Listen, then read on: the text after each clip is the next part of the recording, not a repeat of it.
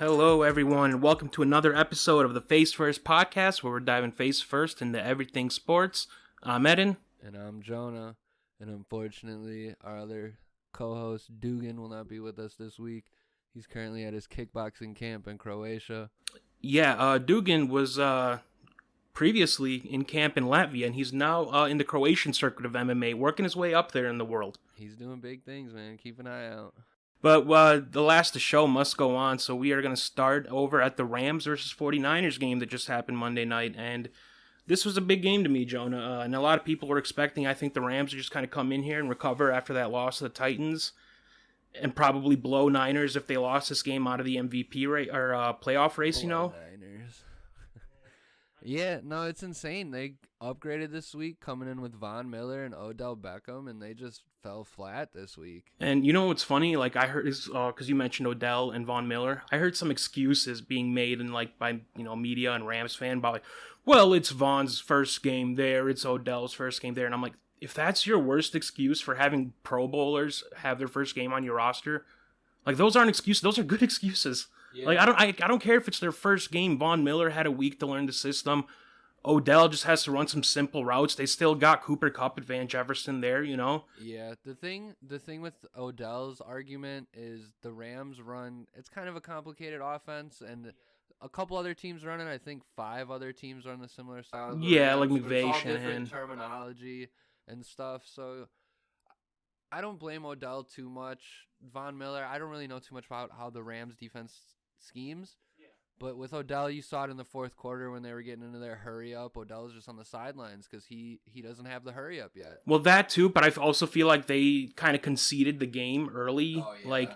Once it got to 24-7 and then it got to 31-7, then it was specially done. So that's probably why Odell was held to as many snaps as he did.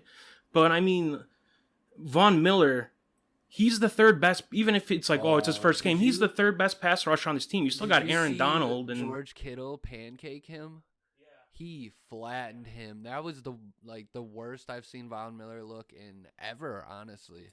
Yeah, because usually he just takes those tight ends and shoves them back, which he did for one play. He looked like the old Von Miller. But I mean, you also got George Kittle's the best blocking tight end in the league, Yeah, George Kittle's a machine. And this game was just funny to me because it seems like Shanahan, healthy quarterback or not healthy quarterback, he somehow has McVay's number. McVay always, like we say, has the better roster. He definitely now has the better quarterback play. And Shanahan has I think he's 3-1 in his last 4 games against McVay, which is weird because, like, how does Shanahan own him, but, like, currently his team is sitting at a 4-5 record? They are 4-5, but they're on the upswing right now. Yeah, they are. Jimmy G looked like a really great quarterback this last week, and Trey Lance didn't see the field once. Yeah, and I really love their game plan against this Rams team, and I think it will be a lot of it, like a lot of us expected it to be. And it was just Elijah Mitchell, Deebo Samuel. We're going to take the chunk plays when we can take them, but we're going to run it down their throats, eat up all the clock, and then if we can get just even one turnover off Matt Stafford, like, they're going to be in a great position to win the game. And thankfully, they got 2 turnovers. Yeah, and Matt Stafford, his receivers were not doing him any favors. I've seen so many drops, especially Higbee.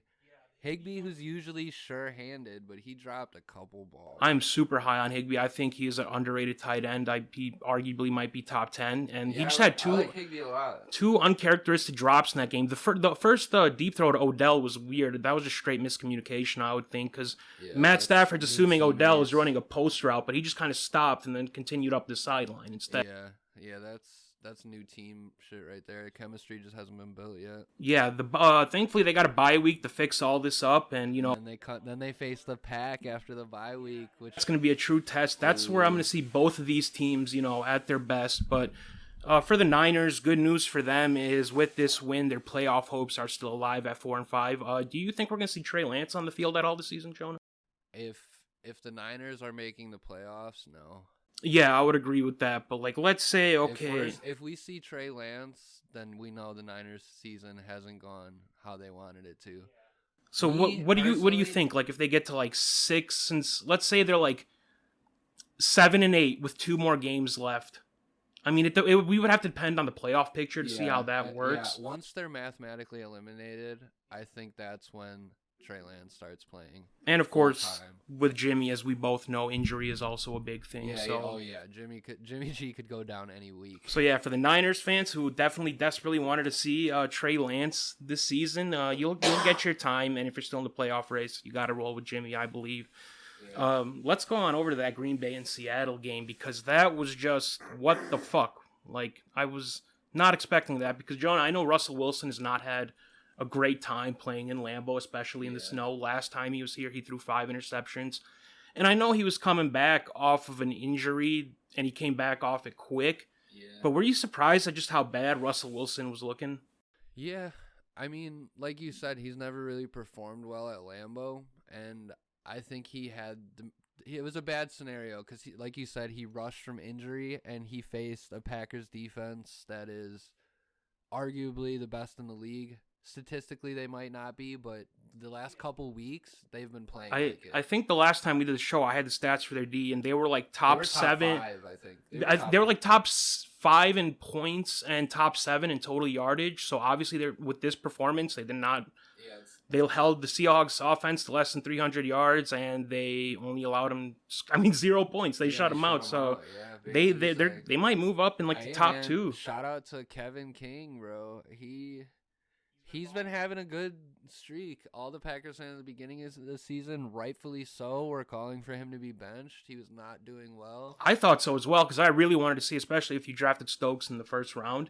And we did get to see a little bit of Stokes over King, but it just goes to show, like, if these guys are dogs, like, and they have threat of losing their job, and Kevin King at the perfect time, he's like, you know what, I'm going to lose my job. Let me just go out there and just give it my all. And he's been security. Yeah, and hasn't he been like one of the highest, greatest like cornerbacks in the last like 3 weeks or something like that? I think since he's came back from injury, he's top 5. Yeah, that's insane. And so this Green Bay D doesn't have Zadarius Smith, doesn't have Jair Alexander still. They lost Rashawn Gary too, I'm pretty sure. Or where he's missing for this game. Yeah, he went down. And somehow they still held this Seattle offense to 0 points. And that just leads me to believe, is there officially now a crisis with Seattle? Yeah, I think the Russell Wilson, Pete Carroll window is long closed. They closed the second he threw that interception to Malcolm Butler. That was the slamming of their window. Yeah. I don't think they make another Super Bowl again. I agree currently, like those two. Like Russ obviously might do it somewhere else. Pete Carroll is probably he could do it in Seattle with a different coach. Yeah, I just don't think this mix is gonna produce anything anymore. That's why I was thinking like they're in crisis, because Pete Carroll, he's always been regarded as one of he's also been regarded as one of like the top coaches in the NFL. But he made a really uncharacteristic comment, because after the game, he chalked up the Seattle loss to refs. He literally went in his post-game press conference and blamed the refs for a loss in a game where his team 0 fucking points. And if you look at Pete Carroll's history in the last like 4 or 5 years, they're not hitting on these drafts. They're not bringing in big free agents. Yeah, they paid Jamal Adams a bunch of money, and he has. They traded 2 first-rounders, like a third-rounder, and a safety for a safety, and it's mainly a box safety. And I mean, Russell Wilson has expressed dissatisfaction before, but there is a good chance, I think even more so than Aaron, that he's gone after this year or after 2 years, whenever his contract is done. But yeah, Pete Carroll just has too much control to me on the team, Jonah. He's like he's making all the draft picks. He's deciding all the free agent moves, and I think if he does what Bill Belichick does and kind of like delegates that more, I think he focuses on the football. Yeah, just focus on the football, and I think the Seahawks could potentially next year be a lot better than they are right now. But it looks like their season is definitely over for now. They're not winning that division, that's for sure. And the rest of the NFC locking in a wild card spot. Yeah, the NFC's way too deep for them to be fucking around how they're fucking around right now. Yeah. So Green Bay just looks impressive. Anytime you can say you won in spite of Aaron Rodgers, like that for Green Bay, that is insane. Yeah, Aaron Rodgers didn't play great at all. Yeah. He also, they were both quarterbacks were coming off, If you told a Packers fan in the last 5 years, the Green Bay is going to score 17 points, do you win the game? They're saying, fuck no. They're saying not a we chance. Don't have a defense. And especially, this year, If I were to tell you Aaron Rodgers has a game where he only throws like 220 yards, no touchdowns, and he has a turnover, do the Packers win that game? Hell no. Not a fucking chance. And another game that I honestly thought, was a kind of a shoo-in, Jonah, over to the Bucks versus Washington football team game that just happened this week, which was probably, in my opinion, the most bizarre and most unexpected loss of this week. And that's, considering how many weird blowouts we've had and how bizarre it's been. That just tells you how bizarre this game really was, because it ended 29-19. Washington beating Tampa Bay and Tom Brady off a bye, should I say. Tom Brady has always been really good. Yeah, he's always been really good off a bye. Super uncharacteristic in the first half, 23 of 34, 220 yards. Or this is for the full game, sorry. In the first half, he was like 7 of like 15 at one point. He got both of his picks in the first half. One was, ruled a fumble. Player caught it. Got hit, and it went up in the air, and it was an interception. But just like the Rams and 49ers game, Washington seemed to have a very similar game plan, Jonah, and it was just run it down their throats, try to get at least a turnover and take up a lot of time on the clock. And that just, this will tell you, Gibson rushed 24 times, and the rest of the team rushed 10 times. They had 34 rushes on the game. So just imagine how much clock that ate alone. They were really trying to run the ball, and they did manage to take away a lot of the clock, but they really weren't that successful running it. Yeah, like if you take away, like if you look at the 2 touchdowns from Gibson, and it looks like they had a great rushing day, but when you look at the yards per attempt, it's not that good. Gibson, on those 24 carries Gibson had, he averages 2.7 yards. He ran the ball 24 times and got 64 yards, and they still managed to milk the clock and win the game. But their total yards, though, at the end of the game, because the Buccaneers' defense, especially their secondary, is so poor, and because they allowed Taylor Heinicke to just go off, he lit them up for 256. Yeah, Washington ended up with 320 total yards, a lot more rushing yards. This is where it gets weird, because Tampa Bay had 6 yards per play. Washington only had 4.5, which it's like, usually when you go to yards per play and you see which team's bigger, they're getting the bigger plays. They're going better on offense. You'd expect they would win. But then you go to first downs. Washington, 23. Buccaneers, only 14. Washington on third down, 11 of 19. Buccaneers, 4 of 10. They also converted both of their fourth downs. And so the time of possession for this game, Jonah, this is going to be insane to you. But Washington, 39 minutes, 10 seconds. Buccaneers, 20 minutes, 50 seconds. And, if you're going to beat a high-powered team. Yeah, held the ball twice as long as them. Yeah, literally twice as much. The key stat of what she said, obviously, time of possession. But what just stood out to me about what she said was that Washington averaged 4.3 yards per play.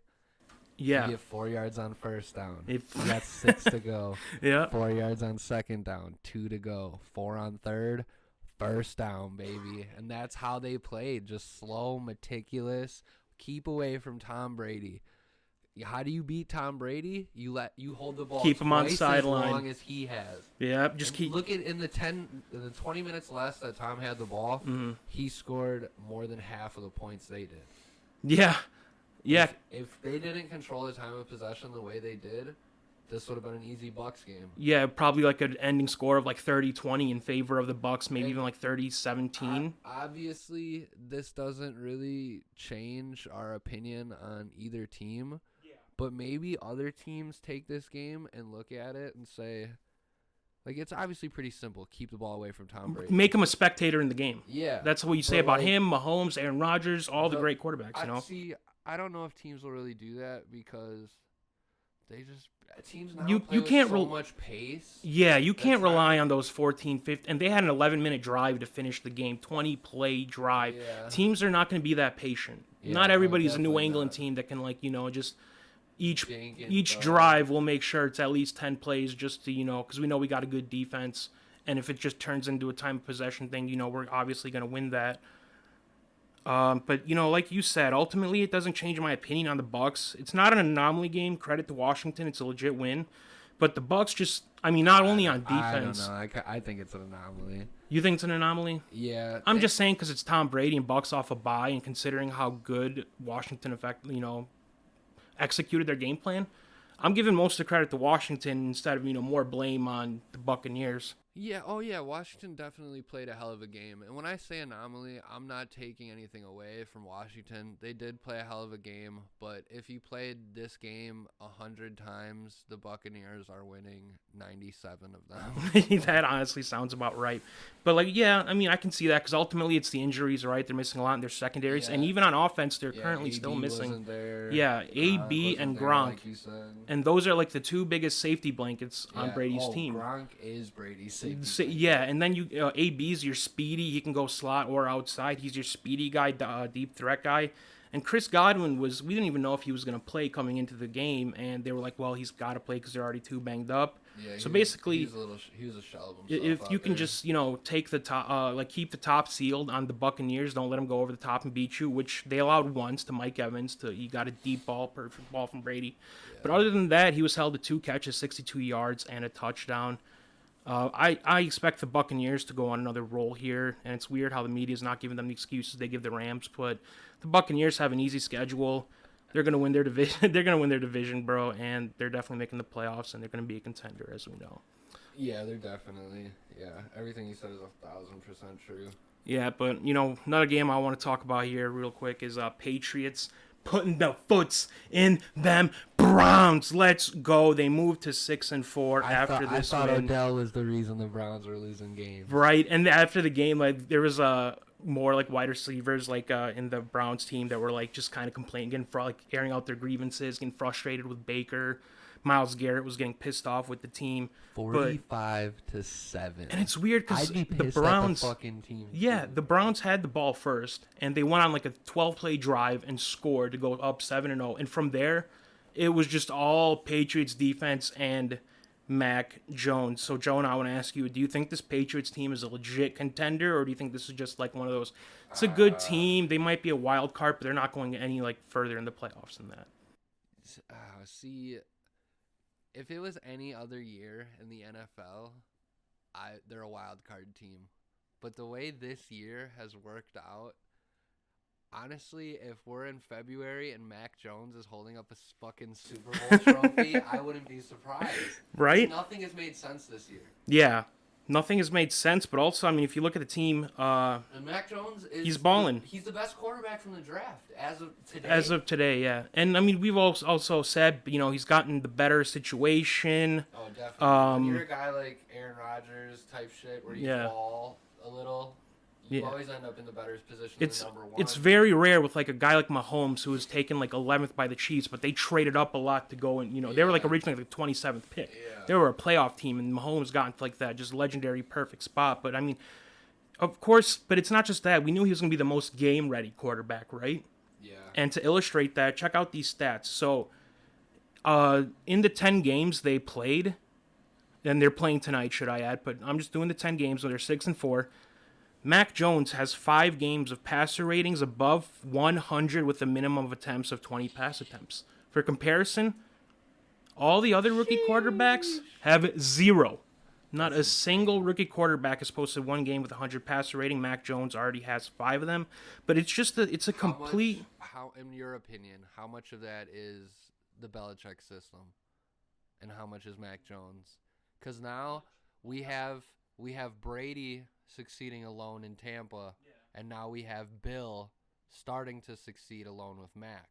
So can we just agree to shut the fuck up and admit they're both just great? Well, yeah, I already, in my mind, I said Brady's the best quarterback, and Belichick is still the best coach.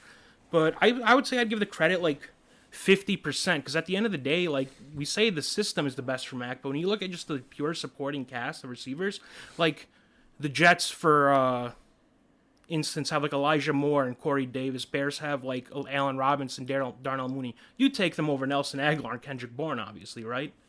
I like Kendrick Bourne. I mean, I do too, but as a pair of receivers, I would take those other rookie cores. But they do have a Hunter Henry who's been coming on, and the Mac Jones, the Hunter Henry connection is looking legit, honestly. Yeah, and another addition that the Patriots got in the offseason, I feel like Jonnu, he's been underperforming this year. He's been super underperforming. I thought he would take over as one of the top 3 targets on this team. I was so hyped for New England when I heard they signed him.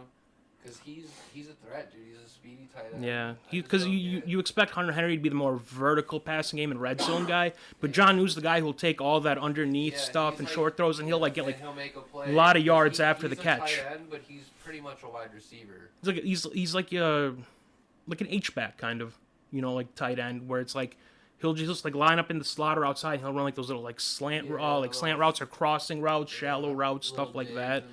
Yeah.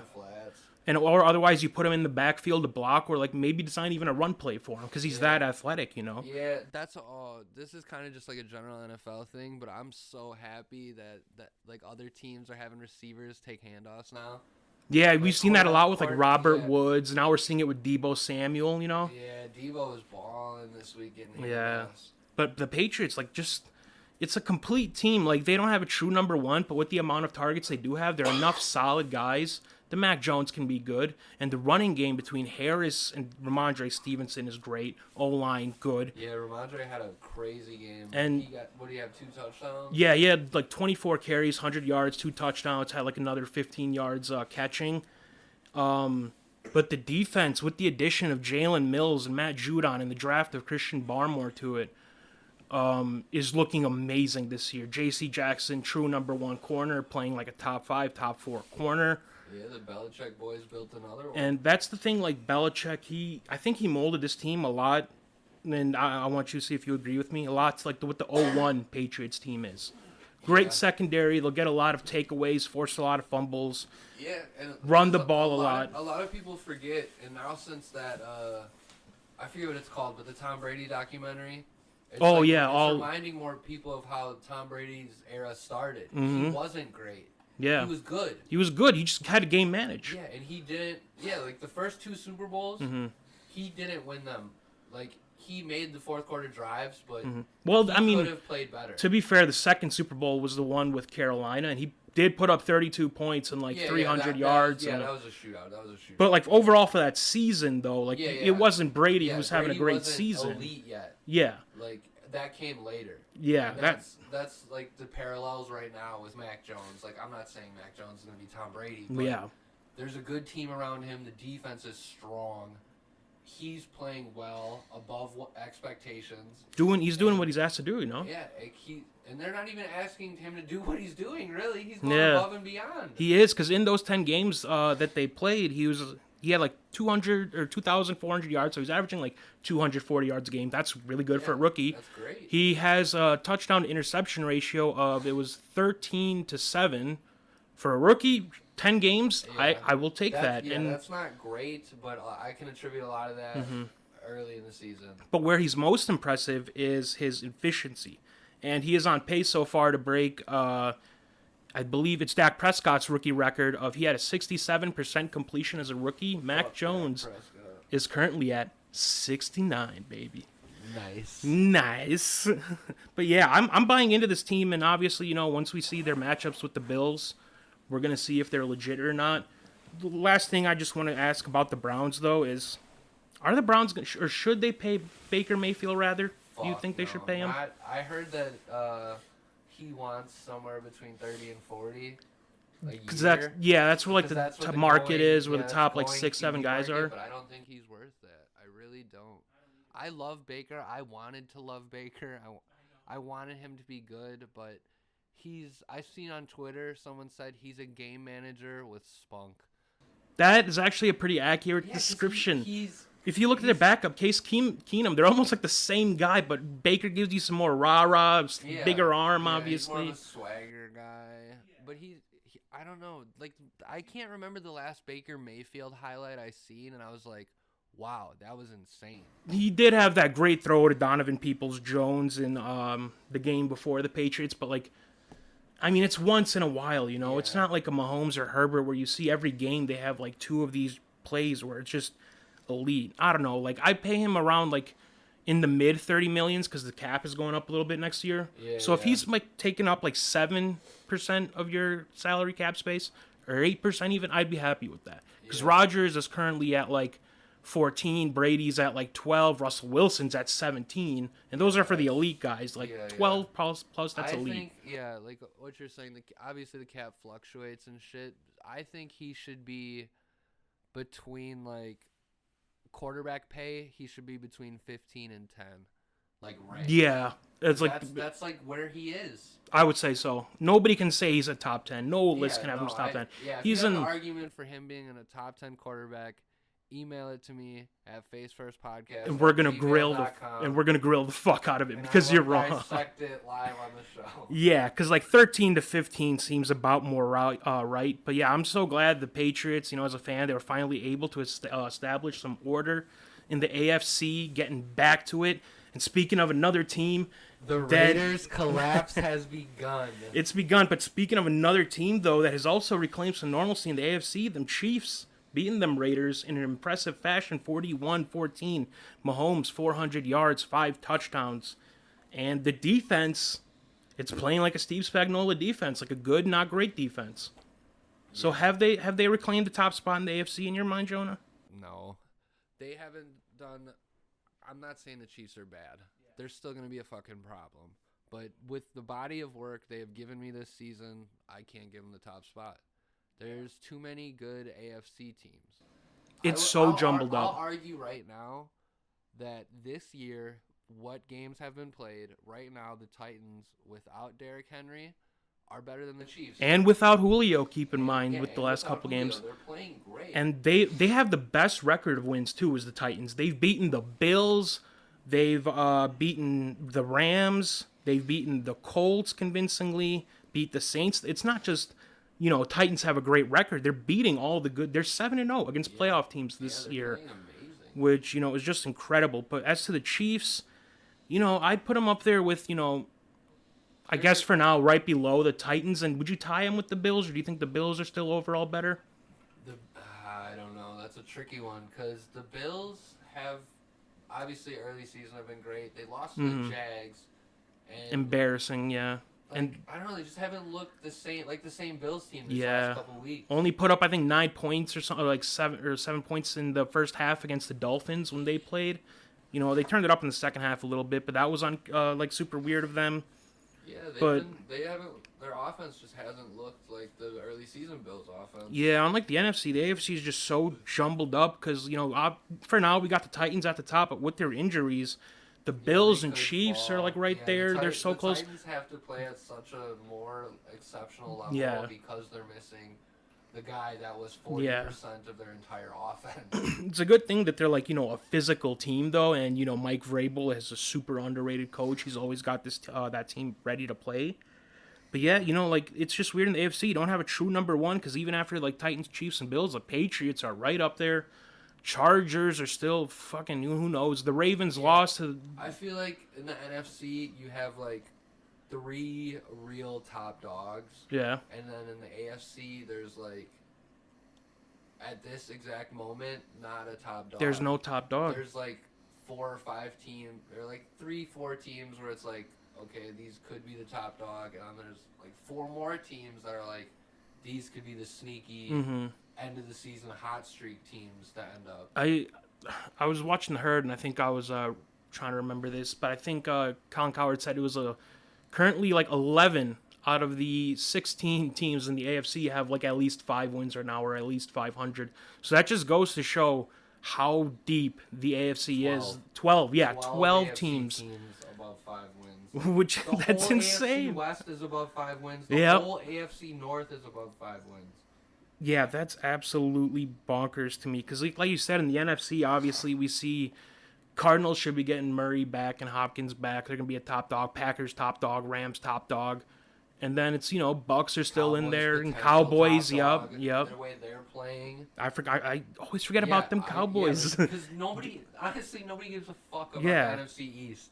But this year, the Cowboys are giving us a reason to give a fuck about the NFC East. Yeah, and we thought, of course they're going to win their division most likely, but, they could win this whole NFC, low-key, with the way they're playing, allowing only 3 points to the Atlanta Falcons. I've said it a bunch on here. Obviously, early season games don't matter. But, they see the playoffs, and they're looking good now, but our real opinions come how they look week 17. At least week 15 is when you can start to see the playoff picture and judge how it's accurately it's going to be. Yeah, and also too, it's weird. Obviously you want the first round bye, But then sometimes there's that team that you play that first round game, and then you go against that team that had the bye, and you still got the juices flowing. Exactly. They've been chilling. They're And they because just they come they out flat-footed. yeah. For some teams, if you're a veteran team and older, that bye is good. Yeah, but if you're a younger team and you go 2 weeks without playing football, I would not want to be in that spot. The Cowboys are like somewhere in the middle of that. Because it's like they gotta, Dax they have that losing experience, Yeah. that painful playoff loss. Yeah, I just think like up, because Amari Cooper, Dax, Zeke, these guys are all vets now. They're gonna lead the offense, of course, and the defense once because he's still missing. DeMarcus Lawrence, once he gets back, he's gonna give them a sense of veteranness and toughness. When's he projected to come back? Do you know? Two more weeks because he's currently missed 5 games, and they said he was gonna miss at least around 6 to 8 weeks. Yeah. So he should be coming back. You haven't pretty. Heard about any setbacks or anything? Yeah, like no setbacks or anything, not that I've heard of. And so they've been doing this all defensively shorthanded, and because they're a top 6 defense in the NFL. Yeah. And they're doing it shorthanded. They're top 5 in points allowed. Yeah, and that's the most important, stat obviously of defense. That's the biggest defensive stat. You can give up as many yards as you want as long as it's no points. The crazy thing is they're top 5 in points, but they're also a top 5 in turnovers.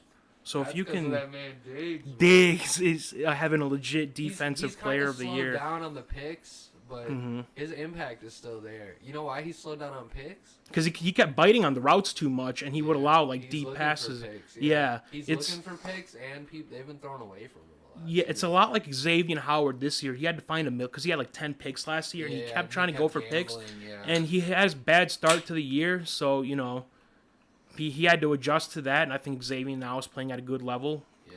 So the Dolphins' defense has bounced back a lot these last couple of weeks. That performance against the Ravens, to me, before the Packers shut out the Seahawks, I was like, that's the best defensive performance of this week, for sure. And that's what I was predicting on Thursday after I saw that game. I'm like, there's no way there's going to be a better defensive effort this week. And then we saw Dallas hold Atlanta to 3, Cowboys hold Browns to 7, and Packers shut out the Seattle Seahawks. Yeah, it was a good defensive week. Great defensive week, because who was only held to 2 catches and 18 yards? Who? Odell Beckham in his first game of action with the Rams. I know we said earlier he only played 15 snaps, but Jonah, were you expecting because of the injury to Robert Woods, for him to play more of the game, for him to get a more real-time adjustment with Matt Stafford? Yeah, I was confused because we said earlier that when they were getting blown out, that's why he was sitting. And I was like, why wouldn't you just fucking throw him out there? Yeah, that's obviously don't have him run through the middle in traffic catching balls, but do some timing routes, just build on it. And I thought they started off great because first throw of the game from Stafford, it was an 8-9 yard comeback or a curl route for Odell Beckham, and he caught that. Keep it simple. Just tell him, run a slant, run a curl, run a crossing route, shallow route. Anything. Just run all these small underneath stuff. You have your plays and shit, but it's one thing to be in the huddle and just be like, Razorback 94, Arkansas, and be like, hey, Odell, go up 10 and cut middle. Yeah, right? Go up 10, and dig 3 yards in. I'm sure Odell knew a decent amount of plays. I hope so. He's a fucking professional football player. Yeah. Study your goddamn plays. But take what he knows, throw it in. What he doesn't know, like I said, just tell him. Yeah, I thought they did him a disservice, honestly, with those 15 snaps, because now that you mention it, that's a great point. I just want him in there getting experience with Matt Stafford. I want Matt Stafford to know how Odell runs his routes. I want him to build, even if he's not throwing the ball to him, he can still develop chemistry with him, in real time. There's some routes where you need timing. Like a comeback or, I don't know, a double move. But, just tell him, hey, run a 10-yard out and just go through your reads. Have him be the last read or something. And, there's no better reps than live game reps. Exactly. You're not getting that energy in practice. I'm sorry. Exactly. I just don't get it. And really don't. Odell's going to be fine in L.A. Yeah. It's just week 1 of Odell in LA overreactions. Way too big of an overreaction, because I saw a lot of people being like, oh, he was making fun of like Baker Mayfield. He was a problem, and it's like I seen the memes after the game of Yeah. Odell looking at Stafford. It's like Odell already done requested a trade. Yeah. Well, you know what's funny? Because all the Browns fans came out into woodwork to say like, oh, you know, Yeah, I guess it wasn't Baker. he's not the after problem. all. But the funny thing is, in his full game, he played all 4 quarters with the Browns. He had 1 catch for 6 yards. Yeah. In 2 drives with the Rams, he had 2 catches for Yeah, 18 yards. yeah. So he already technically did better. But you want him to play more so you can go into the bye with a better understanding of Odell instead of having to work more on that chemistry just during the bye. Another guy who had a really impressive comeback and return this week, though, is that boy Cam Newton. And I'm so happy for him. I can't believe we haven't said anything about Cam yet. I need to talk about Cam. This is the biggest pro Cam Newton podcast. I love Cam, bro. And like, don't get me wrong, I love Mac Jones on the Patriots, and I didn't care who started between him and Cam. Worked in New England, but I'm happy. Yeah, I he's do too, home, bro.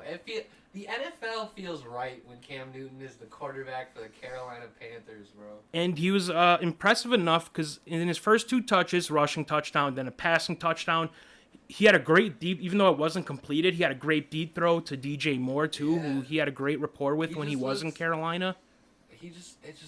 It just looks right with him in a Carolina It really Panthers does. jersey. Like, seeing him in New England was cool, Yeah. but it was fucking weird. I feel like I'm getting more Superman Cam back here. Yeah, it's And definitely Superman Cam now. He is the starter for this upcoming game. If they start Sam Darnold, cut Sam Darnold right now. Well, I was gonna ask you, because they say Sam Darnold has a shoulder injury, but it's really minor. Do you think they're kind of saving Sam Darnold some embarrassment here instead of saying flat out Cam Newton is starting Sam Darnold? Guy? Yeah. Yeah. Instead of just saying that flat out, they're more like, well, Sam Darnold's hurt, so Cam Newton's starting. I don't think. Like, is it to like try to increase more Sam Darnold's trade value so when you have him next year, you can trade him off for still something? Okay, yeah, that would be the only reason they do that. Because I was gonna say I don't think I've ever seen an NFL team give a fuck about a player's feelings. That's true. Like, especially Matt Rule too, who's got something to prove now in the NFL. He got off to a great start. Everybody was calling him like a genius, and now it's like, oh well, it's the same old Panthers. The coaching staff and GM are bad, and Matt Rule's gonna win games. Go back to college. And he's trying to win games in this NFL. And if he's starting Cam and he thinks Cam is his best way to win games, Cam is the win now guy. Yeah, I agree. I don't think. But with Sam Darnold, there's like we can't project a future anymore for this guy, because this is already his 5th year. Is it his 5th already? This is him and his Baker are in their 5th years. Yeah. Holy shit, dude! Where's the time gone? Right. But yeah, it's hard because this year gave me hope for Sam Darnold because he started so well. It did too. But then he played so bad, and it's like, well, what is he? And I don't see him. I really don't see him getting a shot anywhere else. I don't either. Who would trade for him? I don't either. And the only thing I can say is, hopefully, no, not a chance. Hopefully, like maybe if Cam plays the rest of this year, because even though Cam is obviously much more of a runner than Darnold, possibly Denver. Darnold to Denver. Possibly. You heard it here first. But is he that much of a big of an upgrade over Teddy too? But I mean, there's no quarterback in the next draft either, so I don't know what the hell Denver's going to do at quarter. I guess they might be banking on Aaron Rodgers. Fuck. Or Russell Wilson in a year or two. Yeah, see, the whole landscape of NFL, the NFL's become like the NBA now. There's so much player mobility. Like, they could get whoever. Like, I don't know, dude. Yeah. Somebody could, Russell Wilson, for example. He's in Seattle right now. Everything seems good. But next year, he could be like, I want out. Like I said, I think he's got a better chance of Rodgers, even honestly, than heading out of his organization. Booming. We don't know what Rodgers is about to do. And is this his last year, or does he have one more? Oh, I think he's got a contract with the Packers, but I think it's more of the Deshaun Watson effect. Like, he's gonna force a trade no matter what. Yeah, I'm so. I'm kind of torn on that. I'm interested to see how the season ends playing wise, but I'm so ready to see how this off season goes. It just makes me glad to have stability at quarterback with my boy Mac Jones, cheap rookie. He's on that cheap rookie deal, so they can just build a team. Contract in the NFL? It's 3 years? 4 years I think with the agents, sometimes it's different. Like, it's not a default 4-year contract anymore. Yeah. Some guys get 3 years, but it's most of the part it's 4 years with a 5th-year option. But usually, obviously, if a team loves you after your third year, they're going to extend you and want to pay you before that cap goes up. Yeah. And we already talked about Mac Jones' success earlier and how good of a rookie year he's having. And I kind of want to compare it to Justin Herbert, honestly, because Justin Herbert is... We were talking about him as elite this year, right? Yeah. I already had him after the first 4 weeks as arguably a top 5 quarterback. And the media is all saying he's definitely already top 10. I mean, he's had under 20 starts at that point. He's already great. But now after that loss to the Vikings and seeing how Mac Jones is even playing better in the last 3-4 games than Justin Herbert's been playing, is Mac Jones overrated? Or not Mac Jones, Justin Herbert, sorry. Are we overrating him already, or are we just evaluating him too early? It's a little of both. Yeah. He had a great rookie year and a great start to this year, but in the NFL, all the athletes are top level, so you're gonna hit a wall at some point. You're gonna struggle.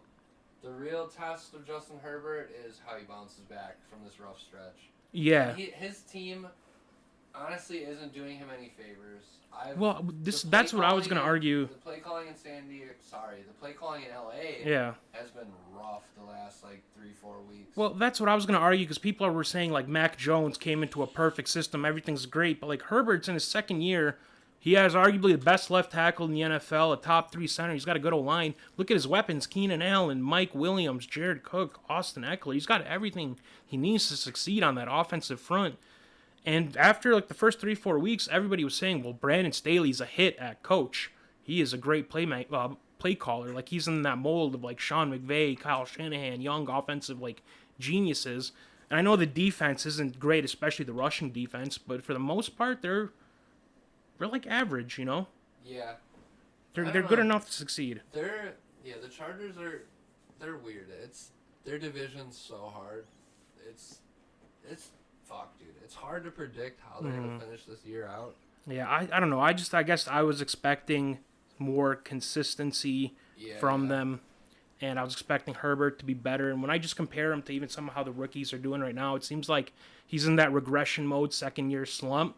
Oh, yeah. But, I think the only rookie doing better than him is Mac Jones. And I don't even maybe I haven't compared the stats directly, but they probably have similar stats because Mac Jones had a rough start to the year. Yeah, he did have a rough start. And obviously Herbert's got a few more passing touchdowns and more yards, but he's also got more turnovers as well. Yeah. But what I want to get to, Jonah, I want to talk about my top 5 NFL for this week. And in my opinion, these are the top 5 players. They're all rookies, but these are the guys who I think just have next. These guys within the next year, top 5 up next. Within next year, at least 2 years, these guys are going to move to top 5, 8 players at their position. Pro Bowlers, for sure. Potentially all pro. Some of these guys, I think you'll agree with me, a couple of these guys have that potential. So for number 5, I want to start with my guy on the Patriots, Ramondre Stevenson. We know what Belichick does with his running backs. He's put Damian Harris through hell, so he'll put Damian Harris through hell this year. And he can move off him once his contract is up and move on to Ramondre Stevenson, the cheap 4th-round rookie. And if we saw anything, with that Browns game, is this guy is and that's a good defense. He had a beastie preseason this year. Beastie preseason. So good, I drafted him in fantasy. Yeah. I've since cut him, so you can still. He's on my roster now. He is on my roster. And he looks like running back. Yeah. I lost Chase Edmonds. Dude, I got way too many running backs. Hit me up for a trade. But yeah, I think next year he is going to be that fucking full 3-down back in New England because he's as good of a catcher as James White. He's as good, if not better, of a runner than I'd say a better runner than Damian Harris. He's got power, he's got finesse, he's got speed. The dude's the total package. And that one brings me to number 4, a guy who's gone overlooked in my opinion. That's Devontae Smith. In the Eagles, I mean, they're a run-first team. Jalen Hurts is not throwing the ball 30-plus yard or 30-plus times a game, but Devontae Smith has been balling out for the Eagles, and especially in the last 2 weeks. This guy has shown me deep route explosion, quick and shallow routes. He can catch them all. He can run the complete route tree. He's got great hands, and he's a little underweight for his height, but he's getting He's getting there. He's getting bigger. If I'm gonna say right now in the middle of this list, if there's one guy not on here, I'm gonna throw a fit. I know who you're talking but about. Continue. Don't worry. I think he'll be on here. Number 3, this people probably don't see this one coming. This is Javonte Williams, running back for Denver. Obviously, Melvin Gordon is there right now, and they're splitting it about pretty evenly. It's like a 50-50 split. But Javonte, just like Ramondre, has shown he's a great pass catcher. He's hard to tackle. He's got that juice. He's got speed. He's got size. So this guy next year, I can't wait to draft him within like the top 4 or 5 rounds in fantasy next year. Yeah, he's definitely gonna be a solid pick, especially if you're in a PPR league. Yeah. Number 2, and people are probably writing him off for this year just because the team is so bad, but I still believe in Trevor Lawrence. Yeah, I do too. I believe in Trevor Lawrence. I've seen enough. I know the turnovers are there. Peyton Manning had a lot of turnovers. He'll cut that down. Yeah, but I think he's is great athlete. With the worst curse in the NFL. He plays for the Jacksonville Jaguars. Yeah, like even outside of the Jets and Detroit, Jacksonville is definitely known for being like the worst organization. They have one glorious AFC championship with Blake fucking Bortles. And they lost in that game. Yeah, and they lost. Yeah, they didn't win it. They just made it. It was just one great year. And it was like in the early 2000s they made the playoffs like once or twice. But that's when they had Byron Leftwich. Yeah. And Maury, they're Jaguars' best player in their history. It's got to be Maurice Jones-Drew. It's MJD for sure. I agree. But Trevor Lawrence easily could overcome that.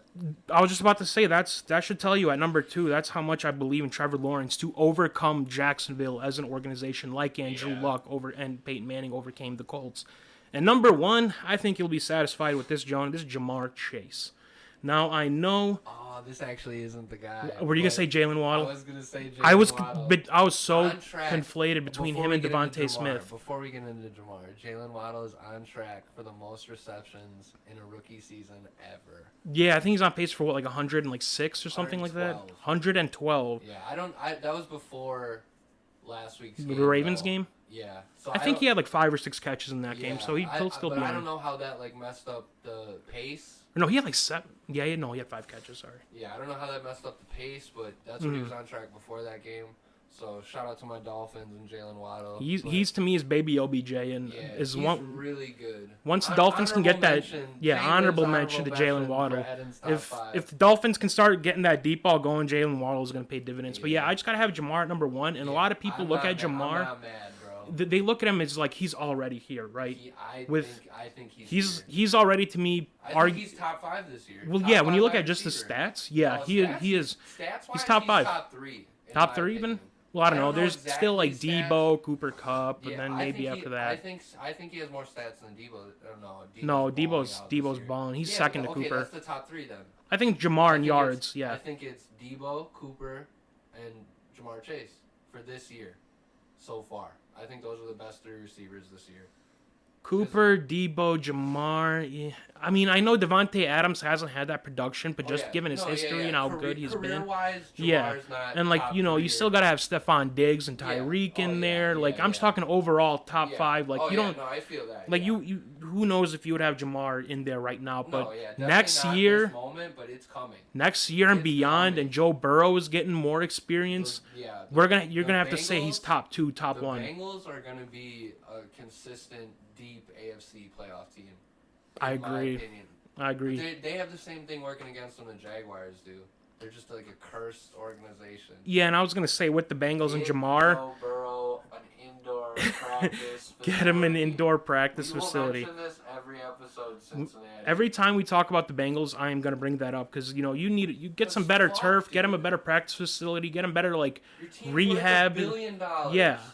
Don't you have a good team right now. Don't let an injury to Jamar Chase or Joe Burrow ruin this. And I think the Bengals are in for a rude awakening this year. I think they might make the playoffs, but they're out first round. Next year though, with the steps Joe Burrow and Jamar that I think they're gonna take, look out AFC. So that is my top 5 for this week, Jonah. All right, and with that, we're gonna head off to an ad break. Let's get into these Milwaukee Bucks, bro. They've started off the season struggling, but I think they're turning over a new leaf right now. They just got Middleton back from sitting out from COVID. Brooks should be back soon. Yeah. I don't know his exact return timetable. I was wondering because they only said about Brook it was just like a bad back, right? And he's already missed like the last 15 games or 14 games for them. Yeah. So you gotta assume if it's not something worse than like a pulled muscle in the back or bad back, he's got to come back any game now, right? Yeah, I don't know. I would assume he would have came back already. Yeah, and like you said with Chris coming back, he just had his first game from COVID. You expect it's gonna take a couple games for him to adjust, Yeah, but he looked in the first half of that game. He came back in. He looked sluggish. Mm-hmm. He looked a little off, a little rust. But in the second half, I don't know exactly what he finished with. He might have even scored single digits, but he looked like the Chris Middleton we know and love. yeah, he was playing good defense. He was drawing fouls. He got 3 free throws from drawing a 3-pointer. He made a 3-pointer also in the second half, so we saw him cooking up a little bit. You know, and it's just good signs. You know he's gonna knock that rust off, and he's gonna come back. You know what's the most encouraging sign for me with this Bucks, even though they're 7-8 right now? Ooh. Is Giannis's play, because when you look at just the stats, we know he's good. That's such a cop-out answer. No, but listen. Giannis's play is always good. I know, but hear me out here. We already know the basic stats are good. 28 points. Edin's been talking about this crazy Giannis stat all day. I told him I wanted to hear it live on the pod. We get advanced metrics here. So when you look at the bare surface, though, it's 28 points a game, 11 rebounds a game, 6 assists a game. Seems in 33 minutes only, too. That seems typical Giannis. Shooting 52% from the field. That's a little less than what he usually does, but that's because he's taking more threes, more mid-rangers. So that's a good place to be for Giannis right now. And he's kind of chilling this year. Yeah, he's only playing 33 minutes. He's going out and getting it. Mm-hmm. But the Bucks, I think, since off the finals win, they kind of realized the regular season's Like, you still want to finish that first or second seed, obviously. Giannis is letting other people cook. Yeah, but this is attempting to cook. This is the most impressive thing about Giannis. There's 2 parts. So first, he's already top 4 in these 15 games. He's top 4 in total win shares and offensive win shares, and he's 3rd in player efficiency rating with 29.3. He's always top 3. That's not surprising. Yeah, so much of his work is but I mean, at the rim. if they've already won, if they're already basically at 500 with just Giannis carrying more than he usually needs to, when Drew gets hit, because he's missing some easy layups. I think Drew's in a funk. Once he gets out of that funk, Middleton recovers fully from COVID and is back in it, and Brook Lopez comes back. This is going to be a great team. But so far in these 15 games with Giannis, so in his 390 14 games, sorry. I thought they were 7-8 after the last one against the Lakers. But I had this stat for when they were 6-8 anyway, because I had the stat. I found it like 3 days ago. But in Giannis's 392 minutes this season, the Bucks have outscored their opponents by 6 points per 100 possessions.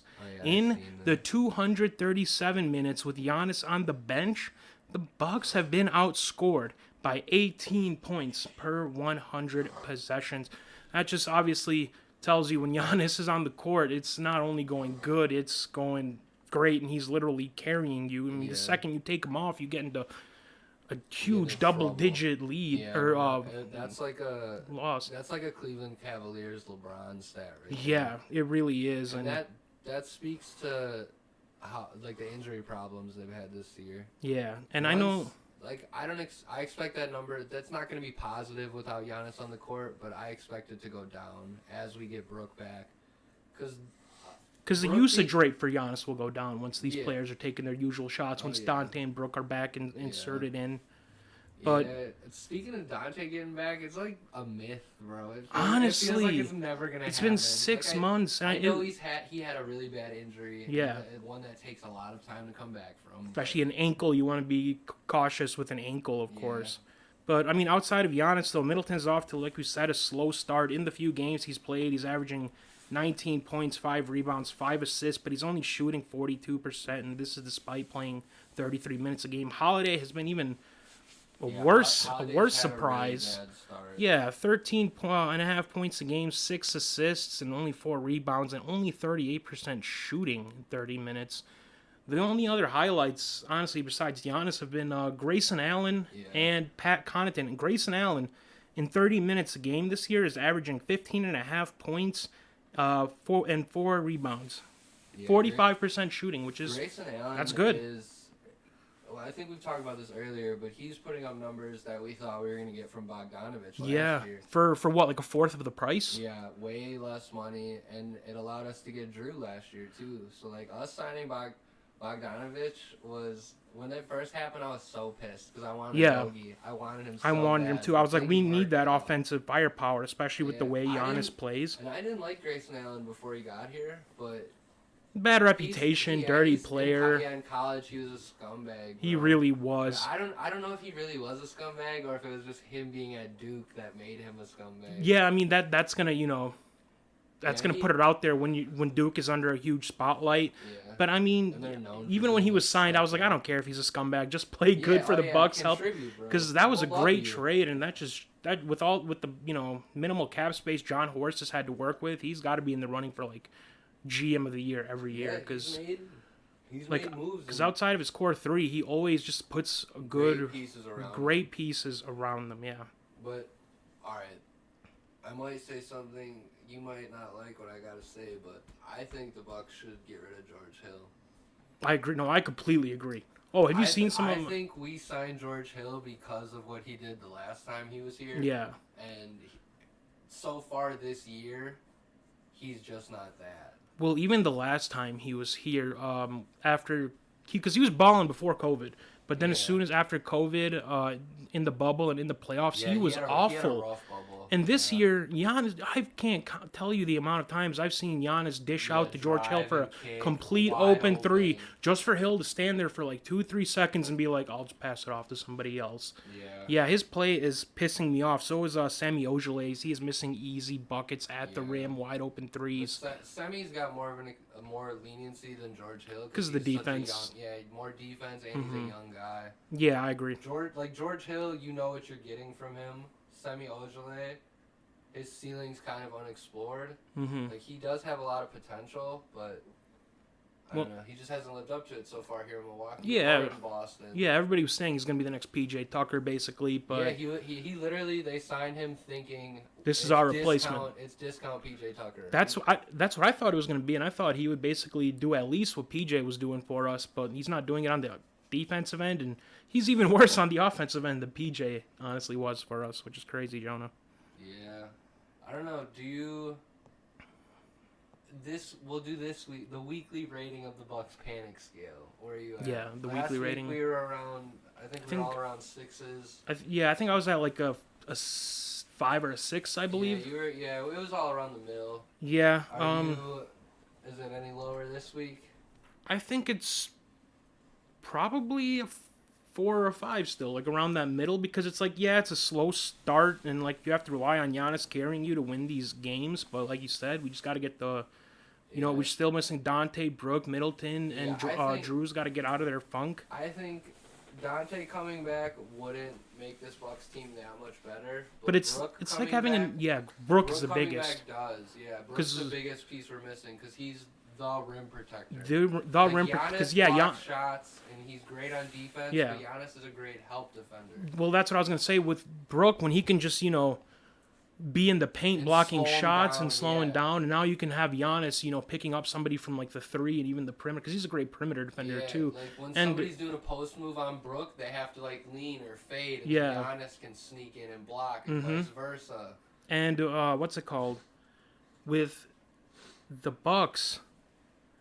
Oh, fuck, I forgot what I was about to say here because we were talking about too much. But I was going to say, Dante is going to basically be like another Grayson Allen piece for us. But with Brooke Lopez, this is what I was going to say, is you always expect the Bucks to win the battle of the boards, right? Yeah. And we are not as dominant, clearly, without Brooke in there on the offensive or defensive side of the boards. And that's where we're missing a lot of our points there, is those second and third attempt shots. Yeah. Because we're a team that's, we're pace and shooting. Yeah. And hard defense. Yeah. And when we're missing shots and we're not getting those offensive boards, that's points left on the board. And that's why it's been a rough game. That's why we've, before the finals run, have been screaming, fire Bud. Because he doesn't play a reliable game. But the reason I'm more encouraged is got a nice win over LA, a nice win over the Knicks. And even when Giannis and Middleton... Though, right now. The Yeah. Knicks are on a bad streak. And even when Giannis and Middleton the were Lakers out, didn't have LeBron either, and it was still a close game. yeah, that's true. But I mean, against the The Lakers are a Celtics, good we team. played a healthy Celtics team though, without Giannis, Middleton, Brooke, Dante. Basically, it was Drew and the backups, and the backups. And we took the Celtics into overtime, so that was really when Grayson Allen hit that three to send it to overtime. That was amazing. We ended up losing the game, but it just goes to show, the rest of the team has that offensive capability, even if Giannis has to be on the bench to win. Yeah. You know who else has kind of had an unexpected year? This man, Scotty Barnes, bro. Yeah, Out of isn't Scotty? Toronto. He's been a journeyman, hasn't he? Nah, it's his rookie year. Oh, we're talking. Okay, I'm thinking. Anytime I hear that last name Barnes, because of Matt Barnes or Harrison Barnes, yeah, I always assume they're. He's gonna hopefully continue on that tradition of being a ballin' Barnes, bro. He's honestly the second best rookie in the draft right now. Who? Like stats wise? Yeah, stats wise. Who's currently first? Because I know we were high on that Chris Duarte. Take a guess. Is it Chris Duarte? It's not Chris Duarte. Jalen Green. Nope. Can't be Cade because Cade's been bad. Nah. It's a Evan Mobley. Yup. Yes, Evan Mobley. I Evan forgot Mobley. about. He's Yeah, been we've been high on him. Evan Mobley's the most efficient rookie, and Scotty Barnes is the second. His only real weakness is he doesn't shoot the 3-point that well, but he was the 4th pick in this year's draft. Mm-hmm. He's averaging 16.5 points per game, 8.5 boards, 3 assists, 1 steal, almost a block a game, and he's shooting 51%. That's a proud stat line for a rookie. And the surprising thing about the Raptors is we were all expecting a rebuild basically for this team, and they're still they're hovering around 500 there. They're sitting at 7-8 right now. I mean, they're tied with the Bucks, so this is not a bad team. They're capable of beating anybody, and they're and that goes to our points we've said they're in consistent. previous episodes that the East is looking like the West. The East is Oh yeah, stacked I all mean the way through. the Cavs are 9-8 right now, and they're the 8th seed. Yeah. And then the Celtics and Bucks and Hawks are not even in the playoffs, and they're all 7-8 right now, and they're 10, 11, 12. So yeah, this Eastern Conference is looking it's gonna be a tight race. insane. Yeah. What else is going on in the East? Anything you want to talk about, bro? There was not much in the East. Otherwise, I'm kind of surprised with. Knicks slide. The Knicks are on an insane losing streak. Yeah, they're 8-7 now. Weren't they like just 7-3, like probably 10 days ago? Not that long ago. I'm still surprised at the consistency of the Wizards and the Hornets. The Wizards are 10-5. They're tied with the Bulls, who we are super high on. Yeah, the Wizards have been balling out. Yeah, 10-5. Great. Hornets just 9-7. I mean, I know you were high on the Hornets. I wasn't as high. I'm still high on the Hornets. I like them, but I don't know. I need to see more of the. I need to see the season continue to go. A lot of people thought the Nets. They also bad start, and they're now 11-5, tied with the Heat for the best record in the East. Honestly, yeah, I know it seems weird to say, oh, the Nets are the surprise right now, only 16 games in, but I mean they started off with all the 1 controversy coming into the season. Started 1-3. Started 1-3, so they're 10-2 in their last 12. They're 8-2 in their last 10. That's because, in my opinion, they have the current best player in the world on their team. As much as I want to say it's, I love bobble Giannis. back and forth between Giannis and KD. I think it's the whole Shaq argument. Like Shaq was never the best player, but he was the most dominant, and KD's that's complete. Giannis. Yeah. Like James Harden had that bullshit comment where it's like he has no skills, just skill. run and dunk, which is just Giannis bullshit. definitely does because he Euros. Yeah. And he's crafty finishing. Great passer for as big as he is. Great vision. But KD is infinitely more skilled than Giannis. Oh, I mean, of course, when you talk about that's not a knock because we're talking about arguably the best offensive player of all time here. I'd even take him over Michael Jordan just because he's 7 foot, can rise over anybody, has the most unstoppable mid range we've ever seen, and he's usually a 40% 3-point shooter. So I mean, KD's been balling. Patty Mills continues to ball for them as well. So it looks like they're not going to need to beg Kyrie. Although, this is definitely a better team with Kyrie Irving. It looks like they're not going to need to beg to get him back to get to these finals. Yeah, I don't think Kyrie's going to play a single game this year. Probably not. But you know who's been the biggest surprise in the entire NBA to me? These motherfucking Warriors. Yeah. These. I did not expect Steph to put the team on his back like he is. Yeah, because when I'm looking in the West, Warriors are right now 13-2. Clay is he's getting back into 5v5s, but he's still ways away from returning. But Steph right now, I just wanted to give a quick shout out to Steph. Steph, he's in the midst of this MVP race because he's averaging 29, 6, and 6 with 2 steals and only 33 minutes a game, 46% shooting, 26.3 player efficiency rating, and he's top 6 in both offensive win shares and total win shares. So I just want to give a shout out to them. But another surprise, Jonah, has been the Suns overcoming their slow start. Yeah, the Suns started off terrible. I don't know about terrible. I think they're like 1-3. But they were probably getting off, I guess, like that finals like hangover that they had. You'd expect. Much like the Bucks, but they were able to bounce back much better. Oh yeah, way better. They're actually, in fact, 10-0 in their last 10 games. So they started 1-3 as well, and now they're 11-3. And them and the Warriors are taking off in this West.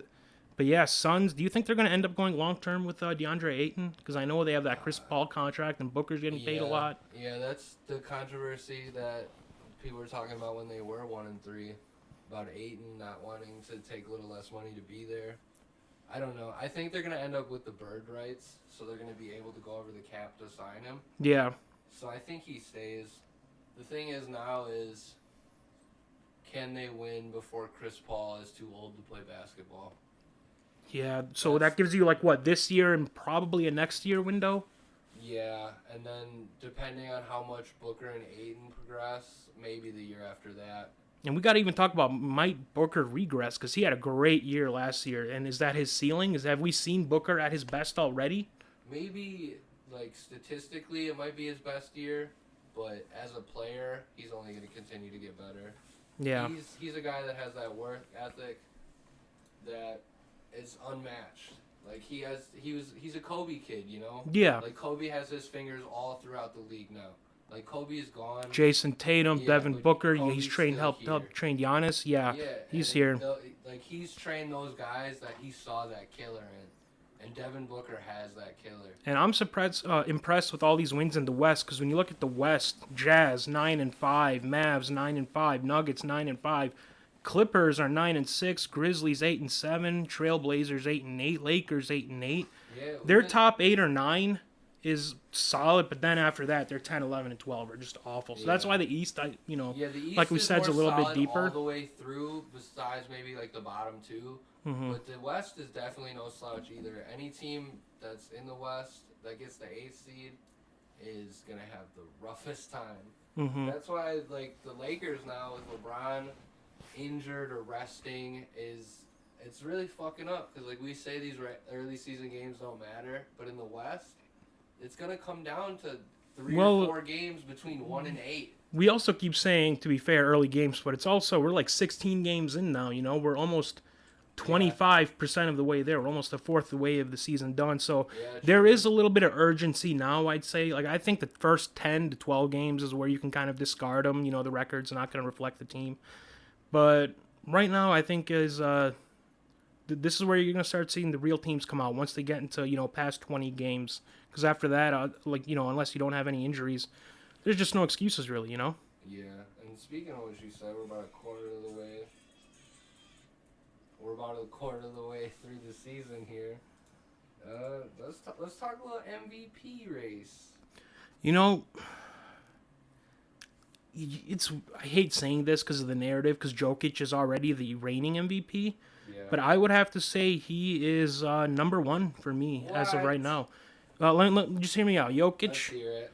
31.3 player efficiency rating. That is first in the entire league. First in total win shares. First in offensive win shares. He's averaging 26, 14, and 6 in 32 minutes only, and he's shooting 60% from the field. I mean, he's the most efficient player in the game. He is a complete player. He's a little slow on defense, obviously, but, you know, a great shot blocker. I mean, who would you have at, like, do you think do you have a leading number 1 MVP right now? No. All right, here. I'm going to run through the NBA.com top 5 real quick. Mm-hmm. KD number 1, Steph 2, Jokic 3, Paul George 4, DeMar DeRozan 5. Yeah, I would have had honorable mentions outside of the top 5.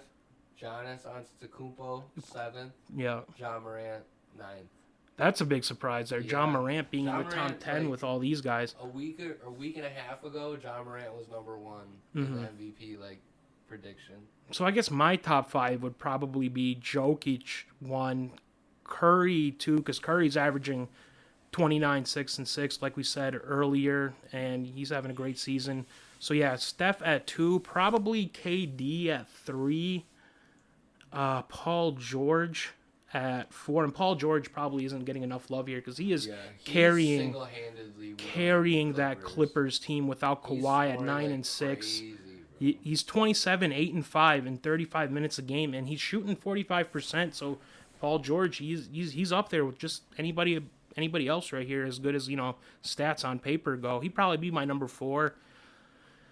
5 is tough. Like, I'm just gonna put Giannis in there just because, we already went through the stats and how great of a year he's having. I know they're 7 and 8, so the win record is and obviously reflects MVP voting at the end. That's a big factor they take into account. But I think this Bucks team should win enough that if Giannis continues at the pace he's gonna be in the race for sure. He'll be in the considerations at the end of the year. Yeah. Honestly, I think who should win MVP just for the narrative. I think they should give it to DeMar if he continues to ball out like that. He's going to have to go on. And because is he the leading scorer right now? So he's had a couple 40-point games. Well, it might be Steph. I know Steph's top 2 for sure. Either Steph or KD. Yeah, KD's probably 1 then because I was thinking Steph is 2.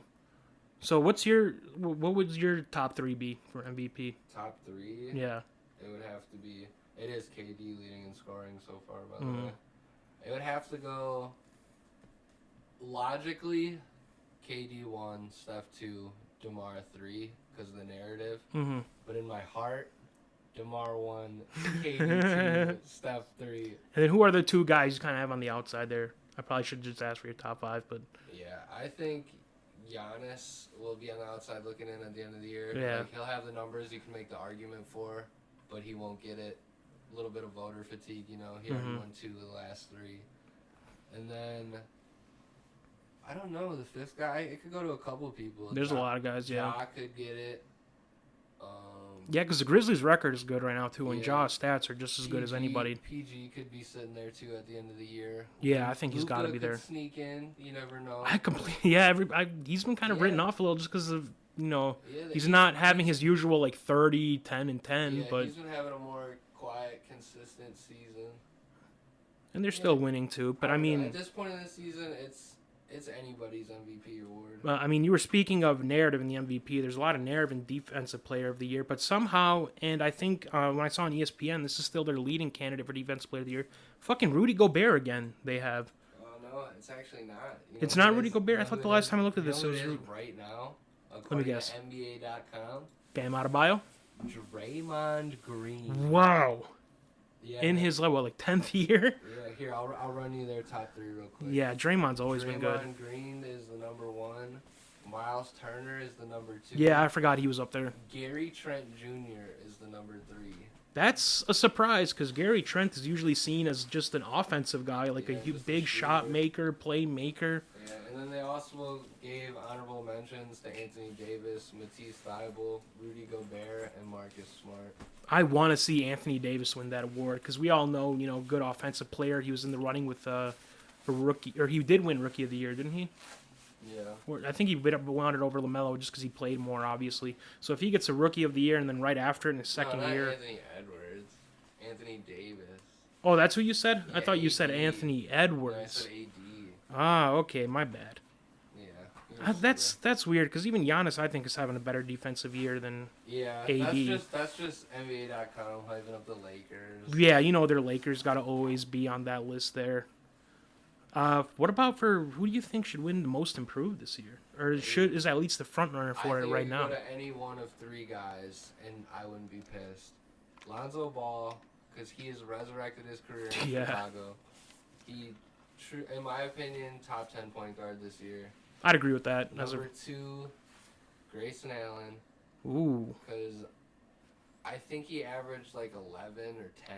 Yeah, he 10.5 points in Memphis, yeah. Yeah, and he's averaging 15 in Milwaukee right now. And it's he's just asked to do a little more, I think, in Milwaukee. Shooting's a little bit better too. He's shooting, I think it was, what did I just say a little bit ago? It was like 46%. He's usually around 43, 44 in Memphis. He's definitely bumped it up. And then my third one, which is, I don't think he'll actually win it, it's Ja Morant. Because he was already good, but he just got better. Well, I would definitely still have him in my top 3 for most improved as well. Just because as good as he was, I mean, we were just saying he's 9th in MVP rating. Yeah, he went from, we're looking at like, last season, like a top 20 to 25 player to like, he is bona fide 16 games in the season. He has been a top 8 to 10 player in this league. And that is just, when you can take that kind of a leap, you got to be in the most improved running. Yeah, I'd say Lonzo is probably also my number 1 for that, just because of the leap in amount of points per game. But with how good the Bulls have been, his assists are obviously up. It's going to be easy when you're playing with DeMar and he's scoring like he is. Yeah, when you got and that Zach whole team LaVine, around you. Vucevic in the paint there. So yeah, Lonzo would be my number 1. I'd probably put Ja Morant at 2 for most improved. And outside of those guys, it's hardly, Grayson Allen is in the mix. And maybe I was gonna say Bam, just because his points are way up, but he's already a vet, and they're not gonna give him the reward. But when I'm just looking at because I don't care if you're 5 years in or if this is just 3 years in. Like if you can improve from your 5th year to your 6th year, I'll still take that to my bank. I don't care when players stop improving, because they generally give these most improved awards to like 3rd and like 2nd year players. Yeah. It's typically a younger man's award. I don't know. We'll see. Just like the rest of the NBA, it's all such a close race. Yeah. And Rookie of the Year is also, just to bring it up, it's super close. I mean, Evan Mobley, Jalen Green, and Cade Cunningham have been subpar. All the rookies have had flashes, though. They've all had like flashes. Cade has had a bad season, kind of. It's just stats-wise, unlike last year when you were looking at stats, it's like LaMelo and Anthony Edwards clearly lead it. But in this year, it's like there's like 6-7 rookies who are all like averaging around the same like points a game, like field goal percentage. Obviously, Evan Mobley's the most efficient. He would be the front runner right now. But yeah, it's hard to tell with these rookies, man. Like I still can't tell who's going to be the best in this class or who's going to be the best scorer. I can't tell, dude. Yeah. Well, this has been another episode from us here at Face First. Thanks for tuning in. Make sure to check us out on Facebook. Follow us on Twitter. Check out our website at facefirst.com for all audio listening locations. And make sure to tune in to the future of facefirstpodcast.com because we got a lot of stuff that we are going to be launching on there, doing some new projects. Big things coming soon. Thanks for listening. I've been Jonah. I've been Ed, and thanks for rocking with us, guys. Deuces. Peace out.